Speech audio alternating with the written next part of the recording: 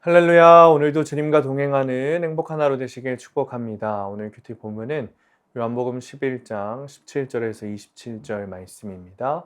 오늘 큐티는 나는 부활이요 생명이니 라는 제목으로 예수님의 위로에 관한 묵상입니다. 말씀 질문입니다. 왜 나는 부활이요 생명이라고 하셨을까요? 예수님은 나사로가 무덤에 있은 지 수일이 지나 베다니에 도착하십니다. 나사로의 시신이 무덤에 안치된 나흘은 그의 가족에게 어떤 기대도 할 수 없는 완전한 포기의 시간이었습니다.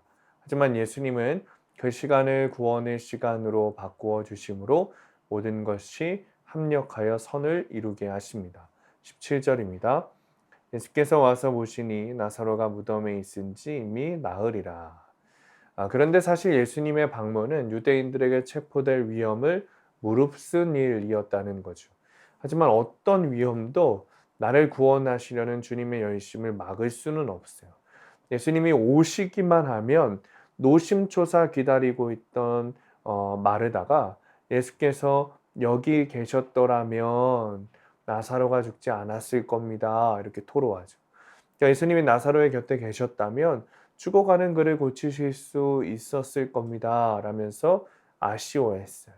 그러니까 마르다가 예수님을 향한 믿음을 잃지는 않았지만 예수님이 죽은 나사로를 다시 살리실 것이다 라는 믿음은 없었던 거죠. 그러니까 예수님은 죽음에서 부활하심으로 사망 권세를 깨뜨리시고 그분을 믿는 자에게 영원한 생명을 약속해 주시는 분이세요. 예수님이 네 오라비가 다시 살아날 거야 라고 말씀하시자 마르다는 부활의 때에야 다시 살아나겠죠 라고 이해합니다. 그러자 예수님께서 아니야, 난 부활이요 생명이니 나를 믿는 자는 영원히 죽지 않을 거야 라고 말씀하세요. 25절에 예수께서 이르시되 나는 부활이요 생명이니 나를 믿는 자는 죽어도 살겠고, 그러니까 누구든지 예수님을 믿으면 하나님과 함께 사는 영생을 누리게 됩니다. 따라서 성도에게 죽음은 두렵거나 절망적인 일이 아니라 주님과 함께 영원히 살게 될 영생의 시작인 거죠. 그리스도 예수 안에 있는 자에게는 사망이 결코 왕노릇할 수 없습니다. 자, 적용 질문입니다. 모든 것을 포기할 수밖에 없는 절망적인 환경에서 하나님이 나에게 구원의 은혜를 베풀어 주신 적이 있습니까? 두 번째, 나는 예수 그리스도 안에서 영생을 누리고 있습니까? 그래서 오늘의 원 포인트는 부활이신 예수님을 신뢰해야 합니다. 죽음과 같은 암담한 사건이 우리 앞에 있어도 괜찮아요. 두려워하지 않아도 돼요. 염려하지 않아도 돼요. 주님께서는 부활이시고 생명이시기 때문이죠.